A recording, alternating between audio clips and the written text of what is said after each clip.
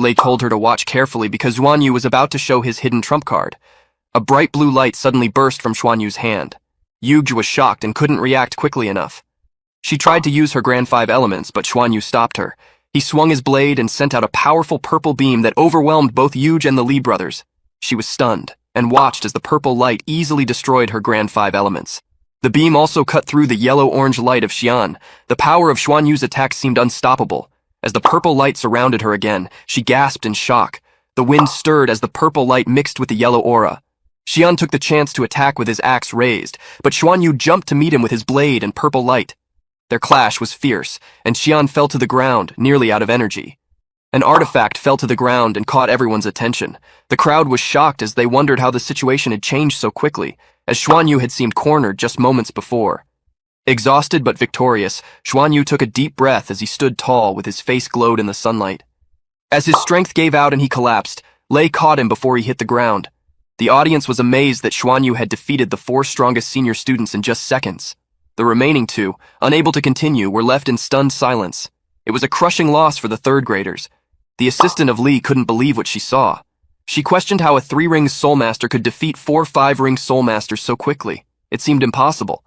Lei, however, stayed calm. He explained that the secret to this incredible power was a divine artifact that seemed familiar to him. As he tried to remember its name, he summoned his own artifact, which shone with a bright yellow light that filled the room. The woman watched in amazement, confused and awestruck. She realized that Lei was very different from the person she once knew. Lei held Xuan Yu steady as they celebrated their victory. Feng and Hui joined in with their faces filled with happiness. Xuan Yu also felt satisfied, knowing their strategy worked well. Even though the Dragon God transformation had a short duration and limited range, he raised his fist in triumph as he felt proud of their success and grateful to his teammates. Nearby, Shushu noticed Meng Qin shaking and asked what was wrong. Meng Qin hugged her and said their victory meant they would soon be wealthy with 6 purple insignias each. Xiaoshu teased her about being influenced by Lei, as she usually wasn't interested in money. Meng Qin laughed, and they shared this happy moment together. Luo Hong stared at her television and wondered if what she was seeing was an artifact, maybe even a divine artifact that Xuan Yu possessed. She felt shocked, and couldn't help but ask herself who he really was. She felt lucky she had bet on the freshman at the last minute, otherwise she couldn't even imagine losing 50 purple insignias. Suddenly, her communication device beeped, and it turned out to be her teacher. Wang Tianyu's voice boomed from the other side as he said he had watched the game. He told her that Lan Xuanyu from the 1st grade had a lot of potential and that she should keep an eye on him. He also warned her not to dig too much into his background so as not to disturb his cultivation. She acknowledged his instructions but felt irritated. She was the one who had spotted the kid first, but Tang Zhenhua had snatched him away. If not for that, Xuanyu would have been her student. She furiously yelled for Zhenhua to come over. Meanwhile, Zhenhua fell off his sofa, confused by her outburst. Then he remembered that Xuanyu's battle was today. Scratching his head, he wondered if something had gone wrong. He realized that he drank too much last night and missed the game, so he decided to watch the video later. Lan Xuanyu and his team divided their loot from the match back in the dorm, with each of them getting 6 purple and 10 yellow insignias. They were also set to collect a bonus from the exchange center. Meanwhile, the outer court of Shrek Academy was buzzing with excitement. Xuanyu had proven his strength by defeating 3rd-grade Soul Masters with 5 rings, making a name for his entire team. As night fell, the 6 of them quietly left the academy. On their way out, Lei suggested to Xuanyu that since it was the weekend, they should have a big meal to celebrate their victory, and then hit the auction house to buy something useful for their cultivation. He said it was time to spend some money. Xuanyu smiled as he reflected on how their recent battles had brought the team closer. They had learnt to work together and protect each other, and with enough resources, their growth would only speed up. At Celestial Food, the manager greeted the group from Shrek Academy with warmth and enthusiasm, and introduced himself as K.E. Hong. He proudly told them how honored he was to have them as guests, and announced that their meal was on the house. He even offered them membership, granting them a 30% discount for future visits. Xuanyu smiled gratefully and thanked him but politely declined. He explained they hadn't done anything to deserve such kindness. Hong waved it off with a smile and insisted that their presence brought honor to Shrek, and that their potential was limitless. He simply wanted the chance to be acquainted with them.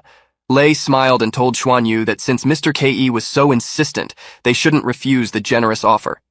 He then asked him if they could eat as much as they wanted. As the food arrived, Hong laughed and assured them they could indulge freely. Amid the chatter, Feng pointed at Golden Fatty Qian as he watched it greedily tore into the dragon tendon. He joked that if it was some kind of dragon-eating beast. Golden Fatty Qian shot him a glare, and Feng complained that it always seemed to have a grudge against him. Xuan Yu smiled and suggested they ask Old Shu for advice, as he mentioned that Old Shu was wise and maybe they could even buy something like dragon blood or bones from the auction house. Lei sighed and reminded them how expensive dragon-related items were. Mengqin called him an idiot for his lack of common sense and told him that Golden Fatty Qian's growth was his own growth. After a delightful dinner, the 6 friends left the restaurant. Their laughter filled the air as they chatted happily on their way out. At the Shrek auction house, a student recognized them and remarked how incredible it was that they had just beaten the strongest senior team. Hui Hui glanced over, spotted Yug, and made a comment about her always being there alone. Xuan Yu noticed her too, walked over, and sat down next to her.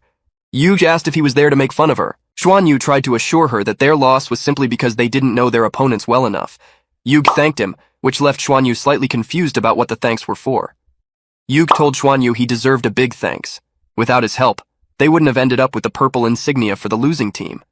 Xuan Yu remarked on her generosity and wondered if her class was feeling a lot of pressure. Yuge explained that she had stepped down as class monitor because someone needed to take responsibility. She assured him she was doing fine now, free from all those duties and ready to focus on her own cultivation. She reminded him that the tallest tree often gets hit by frost first, and warned him that being in the spotlight meant he had to stay sharp or his team might fall apart. Xuan Yu was curious if something was wrong with her team and asked if her teammates had tried to convince her to stay. Yuge admitted she wasn't a great commander and didn't have the right skills to lead them, so she decided to quit. Even though her teammates wanted her to stay, she knew they were disappointed in her because she hadn't pushed them to their best. She recognized that they had already lost once, and while they had made some progress, losing again was definitely her fault. Xuan Yu looked at her and thought she was incredible. Even though she had just lost a big battle, he wondered if he could stay as calm as she did if he were to be in her position. Yuge said that if they lost twice, they shouldn't have let him win without any losses.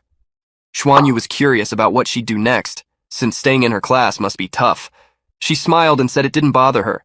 She was still the strongest soul master in her class, and being a lone wolf might actually suit her better. She planned to use the extra time to get even stronger, and once she reached the 6th soul ring, she'd be able to create 2-word battle armor. Xuan Yu promised he'd work harder too. He then went back to his friends and shared the details of his chat with Yuge. Yi Yi announced that the next item was truly extraordinary, an incredibly rare treasure. She explained that it never withered, even after 1,000 years, and was considered a top-tier gem. She introduced the Ice God Lotus, which grew in the Ice God Lake at the North Pole of their home planet.